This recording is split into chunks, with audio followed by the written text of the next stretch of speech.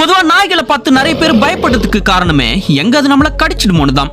சாதாரண டாக்ஸ் கடிச்சாலே கையில இருக்க கால்குலஸ் அதே கவ்வி எடுத்துட்டு போயிடும். ஆனா இந்த வீடியோல சொல்ல போற டாக்ஸ்லாம் நம்மள கடிச்சா கையில இருக்க சதை மட்டும் இல்லாம கையையே தனியா கவ்வி எடுத்துட்டு போயிடும். அப்படிப்பட்ட வேர்ல்ட்ல அதிக பைட் ஃபோர்ஸ் கொண்ட டாப் 10 டேஞ்சரஸ் டாக்ஸ் எதுன்னு தான் இந்த வீடியோல பார்க்க போறோம். தப்பி தவறி கூட இந்த வீடியோல சொல்ல போற 10 டாக்ஸ் மட்டும் உங்க வீட்ல வாங்கி வளர்க்காதீங்க, அப்புறம் நீங்க தான் வருத்தப்படுவீங்க. சோ வீடியோவை எங்கேயும் ஸ்கிப் பண்ணிடாம கடைசி வரைக்கும் பாருங்க. வீடியோக்குள்ள போறதுக்கு முன்னாடி நான் உங்ககிட்ட எதிர்பார்க்கறது ஒரே ஒரு லைக் மட்டும் தாங்க. சோ இப்பவே அந்த லைக் பட்டனை மட்டும் தட்டி விட்டுருங்க. இப்ப வாங்க வீடியோக்குள்ள போலாம்.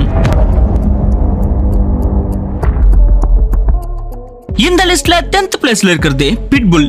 வேர்ல்ட்லயே ரொம்பவே டேஞ்சரான டாக் எதுன்னு கேட்டா எல்லாருக்கும் முதல்ல ஞாபகம் வருது பிட்புல்லா தாங்க இருக்கும். ஏன்னா வேர்ல்டு ஃபுல்லா தலைவர் செஞ்சு வச்சிருக்க சம்பவங்கள் அப்படி. ஆனா பிட்புல் என்னதான் டேஞ்சரான டாகாவே இருந்தாலும் இந்த லிஸ்ட்ல 10வது இடத்துல தாங்க இருக்கு.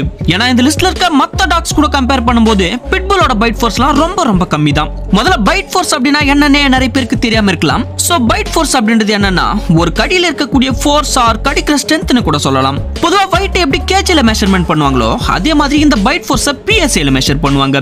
ஆவரேஜா ஒரு ஹியூமனோட பைட் ஃபோர்ஸ் 120 ல இருந்து 160 PSI வரைக்கும் தான் இருக்கும். ஒரு நார்மல் டாகோட பைட் ஃபோர்ஸ் மேக்ஸிமம் 200 ல இருந்து 250 PSI வரைக்கும் தான் இருக்கும். ஆனா இந்த லிஸ்ட்ல 700 PSI பைட் ஃபோர்ஸ் கொண்ட டாக்ஸ்லாம் இருக்குங்க.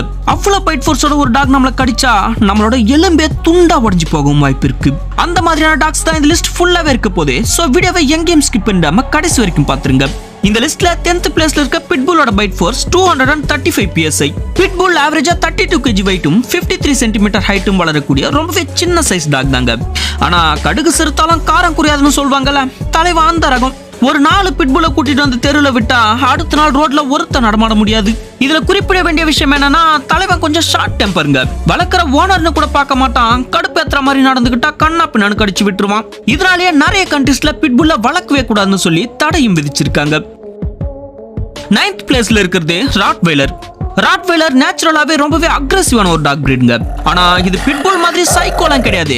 ஓனர்ஸ்க்கு ரொம்பவே விசுவாசமா இருக்கும். ஆனா ஸ்ட்ரேஞ்சர்ஸையோ இல்ல மத்த அனிமல்ஸையோ கண்டா இதுக்கு சுத்தமா பிடிக்காது. தெரியாதனமா வெளியால யாராவது இது கிட்ட வந்தா சும்மா ஓட விரட்டி கண்ணா பின்னாடி கடிச்சு விட்டுரும். நம்ம இந்தியா உட்பட பல நாடுகள்ல பல பேர் முரட்டுத்தனமா கடிச்சு வச்ச பெருமை நம்ம தலைவனுக்கு இருக்கு. ராட்வைலர்ஸ் ஆவரேஜா 60 kg வெயிட்டும் 69 cm ஹைட் வரைக்கும் வளரக்கூடியது. அண்ட் இதோட பைட் ஃபோர்ஸ் 328 PSI. 8th பிளேஸ்ல இருக்கிறது வுல்ஃப் டாக். பைபிள பார்க்க ஒரு ரியல் வுல்ஃப் மாதிரியே தாங்க இருப்பான்.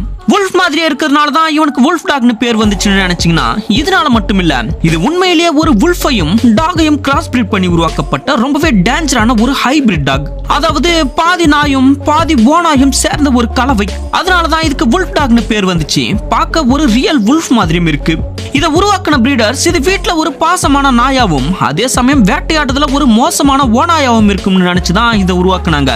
ஆனா சோகம் என்னன்னா இவன் எந்த டைம்ல நாயா இருப்பான், எந்த டைம்ல ஓனாயா மாறுவான்னு இவனை வளர்க்குறவங்களுக்கும் தெரியாது, இவனுக்கும் தெரியாது. உதாரணத்துக்கு அன்னியன் படத்துல வர அம்பி மாதிரின்னு வச்சுக்கோங்களேன். ஒரு சில டைம்ஸ்ல பாசமா ஜாலியா விளையாடிக்கிட்டே இருக்குமாம். திடீர்னு அதோட குணம் மாறிச்சுன்னா அன்னியனா மாதிரி குறவலை பிடிச்சி ஒரே கடியா கடிச்சு விட்டுருமாம். இதனாலேயே இந்த வுல்ஃப் டாகையும் நிறைய கண்ட்ரீஸ்ல வளர்க்கவே கூடாதுன்னு சொல்லி தடையும் விதிச்சிருக்காங்க. வுல்ஃப் டாக் ஆவரேஜா 45 kg வெயிட்டும் 76 cm ஹைட் வரைக்கும் வளரக்கூடியது. அண்ட் இதோட பைட் ஃபோர்ஸ் 406 PSI.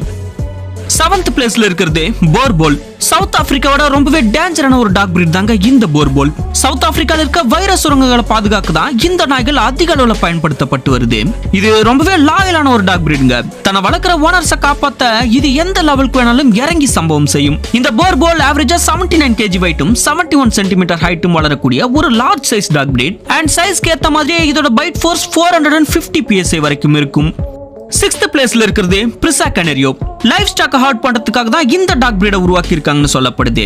அதாவது ஆடு மாடு போன்ற கால்நடைகளை கண்ட்ரோல் பண்ணி மேய்க்கிறதுக்காக. ஆனா இவன் மாடு மேய்க்கிற ஸ்டைலே கொஞ்சம் முரட்டுத்தனமா தாங்க இருக்கும். இவன் ஜெனட்டிக்காவே கொஞ்சம் டேஞ்சரான ஆள் அப்படின்றதால சின்ன வயசுல இருந்தே இவனை ஒழுங்கா ட்ரெயின் பண்ணி வளர்க்கலனா அப்புறம் ஆடு மாடு மட்டும் இல்லாம மனுஷங்களையும் மிரட்டி மேய்க்க ஆரம்பிச்சிடுவான். பிரிசா கனரியோ ஆவரேஜா 59 kg வெயிட்டும் 84 cm ஹைட்டும் வளரக்கூடியது. அண்ட் இதோட பைட் ஃபோர்ஸ் 540 PSI வரைக்கும் இருக்கும். 5th பிளேஸ்ல இருக்கிறது டிபெட்டன் மாஸ்டிஃப். இவனை பார்க்கும்போது இவன் நாயா இல்ல கரடியா இல்ல நாய்க்கும் கரடிக்கும் கிராஸ் பிரீட் பண்ணி பிறந்தோம் நானு ஒரே குழப்பமா இருக்குல்ல. அந்த டவுட் எனக்கே ரொம்ப நாளா இருந்துகிட்டு இருக்கு. டிபெட்டன் மாஸ்டிஃப் ரொம்பவே பிரம்மாண்டமான மூர்க்கத்தனமான அதே சமயம் ரொம்பவே எக்ஸ்பென்சிவான ஒரு டாக் பிரீடும் கூட.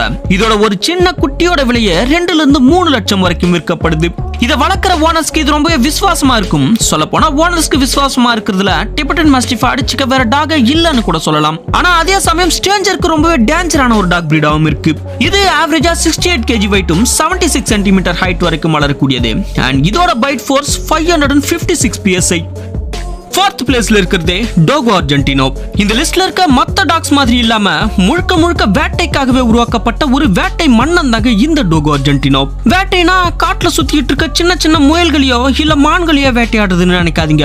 அர்ஜென்டினாவோட வனப்பகுதியில சுத்திட்டு இருக்க ஓநாய்களையும் மலை சிங்கங்களையும் வேட்டையாடுதான் இந்த டோகோ அர்ஜென்டினோ உருவாக்கி இருக்காங்க. அண்ட் அதிக அளவுல இதை டாக் ஃபைட்டுக்கும் பயன்படுத்தி வராங்க. டோகோ அர்ஜென்டினோ நேச்சுரலாவே கட்டுமஸ்தான மஸ்குலர் பாடியோட ரொம்பவே அக்ரெசிவா தான் இருக்கும். இதுவும் மத்த டாக்ஸ் மாதிரி ஓனர்ஸ்க்கு விசுவாசமா இருந்தாலும் வெளியாளுங்க யாராவது இது கிட்ட போனா அவங்கள ஓட விரட்டி கண்ணா பின்னு கடிச்சு சாகடிச்சிடும். இதோட இந்த அக்ரெசிவ்னஸ் பார்த்து பல நாடுகள் இதை வளர்க்கவே கூடாதுன்னு சொல்லி தடையும் விதிச்சிருக்காங்க. டோகோ அர்ஜென்டினோ ஆவரேஜா 45 kg வெயிட்டும் 65 சென்டிமீட்டர் ஹைட்டும் வளரக்கூடியது. அண்ட் இதோட பைட் ஃபோர்ஸ் 600 psi வரைக்கும் இருக்கும். 3rd பிளேஸ்ல இருக்கிறது கானி கோர்சோ. இத்தாலியில உருவான ஒரு கிளாடியேட்டர் தாங்க இந்த கானி கோர்சோ. அந்த அளவுக்கு பவர்ஃபுல்லான யாருக்கும் பயப்படாத துணிச்சலான ஒரு டாக் பிரீட் இது. இதோட ஈவிலான தோட்டத்தை பார்த்து இவனும் தோட்டத்தை தாண்டி உள்ள வர மாட்டான். அதே மாதிரி அவனாவது உள்ள வந்தா முழுசா வீடு திரும்பி போக மாட்டான். காரணம் இதோட அக்ரெசிவ்னஸ் கூடவே சேர்ந்த இதோட ஹெவியான பைட் ஃபோர்ஸ். பிகாஸ் இதோட ஒரு கடியே 700 psi வரைக்கும் இருக்கும். இவ்வளவு பைட் ஃபோர்ஸ் கொண்ட இந்த டாக் நம்மள கடிச்சா நம்மளோட எலும்பே துண்டா உடைஞ்சு போயிடும். ஆனா இது கிட்ட இருக்க ஒரு நல்ல விஷயம் மத்த டாக்ஸ் மாதிரி இதுவும் ஓனர்ஸ்க்கு விசுவாசமா இருக்கும். அண்ட் இது ஆவரேஜா 45 kg வெயிட்டும் 68 சென்டிமீட்டர் ஹைட் வரைக்கும் வளரக்கூடியது. அண்ட் இதோட பைட் ஃபோர்ஸ் ஆல்ரெடி சொன்னதுதான் 700 psi. 2nd பிளேஸ்ல இருக்கிறது பேண்ட் டாக். பயபோல பேருக்கு ஏத்த மாதிரியே நிறைய கண்ட்ரீஸ்ல இவனை பேன் பண்ணி தாங்க வச்சிருக்காங்க. அந்த அளவுக்கு ஒரு ஃபெரோஷியஸான பீஸ்ட் தான் இந்த bandog. 730 psi bite force கொண்ட இந்த பேண்ட் டாக் நம்மள கடிச்சா நம்ம உடம்புல இருக்க பாதி ஸ்பேர் பார்ட்ஸ் கலந்து விழுந்துடும். எக்ஸ்ட்ரா 4 கடி சேர்த்து கடிச்சா ஸ்ட்ரைட்டா பரலோகம் தான். என்னதான் இருந்தாலும் இது ஒரு நல்ல கார்டியன் டாக்னு தாங்க சொல்லப்படுது. பிகாஸ் இவனை ஒழுங்கான முறையில ட்ரெயின் பண்ணி வளர்த்தா ஓனர்ஸையும் ஃபேமிலியும் கண்ணும் கருத்துமா காப்பாத்த இவனை தவிர வேற யாருமே தேவையில்லைன்னு கூட சொல்லலாம். ஆனா இவனை மட்டும் ஒழுங்கா ட்ரெயின் பண்ணி வளர்க்கலனா அப்புறம் இவன் கிட்ட இருந்து ஓனர்ஸை காப்பாத்துறது ரொம்பவே கஷ்டம். இந்த பேண்ட் டாக் ஆவரேஜா 45 kg வெயிட்டும் 67 சென்டிமீட்டர் ஹைட் வரைக்கும் வளரக்கூடியது. அண்ட் இதோட பைட் ஃபோர்ஸ் 730 psi. ஃபர்ஸ்ட் பிளேஸ்ல இருக்க டாக் எதுன்னு பார்க்கறதுக்கு முன்னாடி உங்ககிட்ட ஒரு சின்ன ரெக்வெஸ்ட். இந்த வீடியோ பிடிச்சிருந்தா ஒரு லைக் பண்ணி சப்போர்ட் பண்ணுங்க. அண்ட் இது வரைக்கும் பார்த்த டாக்ல ஏதாவது ஒரு டாக நீங்க வளர்க்கணும்னு ஆசைப்பட்டீங்கன்னா அது எந்த டாக் அப்படின்றத கமெண்ட்ல சொல்லுங்க. என்ன கேட்டீங்கன்னா நான் ஃபர்ஸ்ட் பிளேஸ்ல இருக்க டாக் தாங்க சொல்வேன். சோ நீங்க எந்த டாக சூஸ் பண்ணீங்க அப்படின்றத கமெண்ட்ல சொல்லுங்க பாப்போம். ஃபைனலா இந்த லிஸ்ட்ல ஃபர்ஸ்ட் பிளேஸ்ல இருக்க டாக் கங்கல்.